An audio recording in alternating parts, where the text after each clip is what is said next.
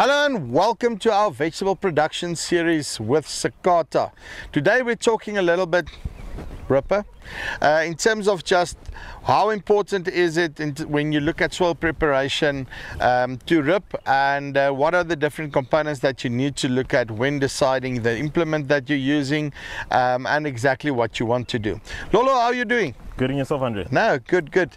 Right, first of all, when it comes to soil preparation, how important is it to loosen up the soil properly? It is very important. I cannot stress this enough, that it's very important for you to loosen up the soil as best as you can and as deep as you can. If I were to compare this with the hand tools and those types of things that would traditionally be used in terms of small scale farming and so forth, how does this compare? This is a very big difference. I mean, using your hand as compared to using machinery is like you and I being in a race and you using a bicycle and I'm using a Porsche. So it's a very big difference. Even if you're trying to do quarter hectare by hand, you're not going to loosen it up properly, and it's not going to be loosened up evenly.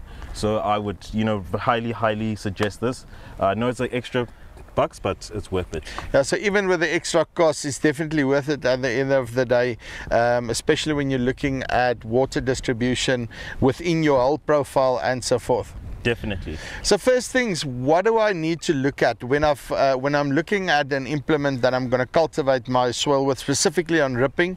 What are the first things that I need to look at? So first thing that you want to look at is that you want to look at your distances between your rippers. Yes. Right, so usually 450 with the sandy loamy soils. The more sandy it is, the closer you want to do the distance between the rippers. Okay, right, so that's because in between, with the more clay the soil is, the better it's going to break it up. But the more sandy it is, almost like it's just pulling through, so I need the tines spaced closer together. That's correct.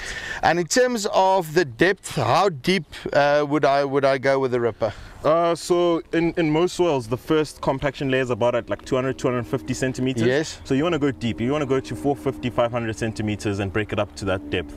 So does the roots actually reach that depth? Because that's like, if you put it, that's deep. That is very deep. I mean, some of our varieties, like some of our sweet corn varieties, some of our okra, they would go to that depth. But if you got a nice deep soil that is loosened, it will go deeper. But am I also correct in saying that if you've got a compaction layer on like 200-250, even though your vegetable roots only get almost to that depth, but not totally, if you've got that compaction layer, the water can accumulate there, and then you can have excess water in terms of the vegetables basically drowning. That's correct. You're going to have a waterlogged area there, and because your water's not passing through and now your things are damping off, you call me and you say, no man, you sold me bad seeds. Exactly, that's the first guy I call. The other thing I want to know, just in terms of if I've got a little bit rocky soil, because this thing looks very sturdy to me, and what's going to happen if it hits a rock or something like that? So there's these types of new technology that assist with that. So you've got some things that you change for your end of your ripper here to some trip action type of things. Some of them have, if I can call it, a spring. Some use like a piston. I'm not sure if it's hydraulic or what, but then what it'll do, it hit the rock or bounce back, and so it'll go back in the there. whole tine basically comes back and comes back in there, and then it goes back into the soil. But that's correct.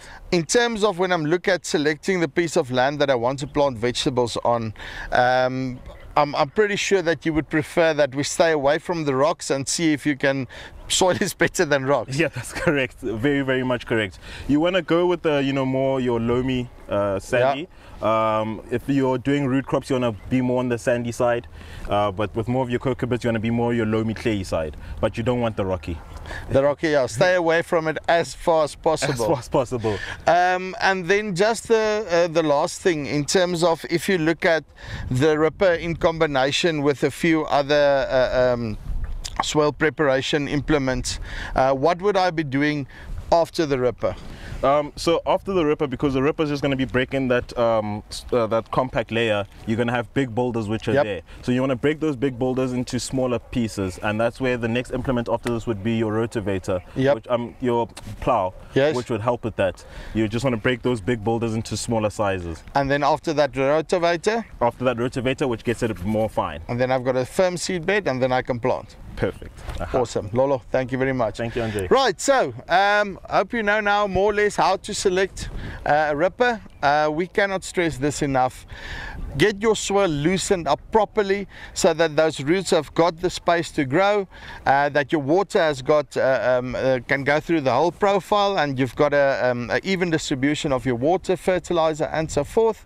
And make sure that you do not skimp on the mechanization side, and that you do proper soil preparation. We've got a bunch of other videos coming as well in terms of this whole Sakata vegetable production series, so make sure that you see all of them. Till next time, cheers.